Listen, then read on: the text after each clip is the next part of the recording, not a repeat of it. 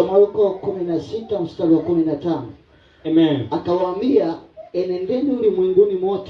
Akawaambia, enendeni ulimwenguni mote, mkaihubiri injili kwa kila kiumbe. Aaminie na kufanyaje? Na kubatizwa ataokoka. Asiyeamini atafanyaje? Atahukumiwa.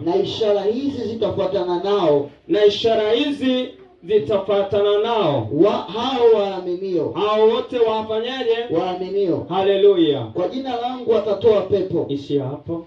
Bwana Yesu asifiwe sana.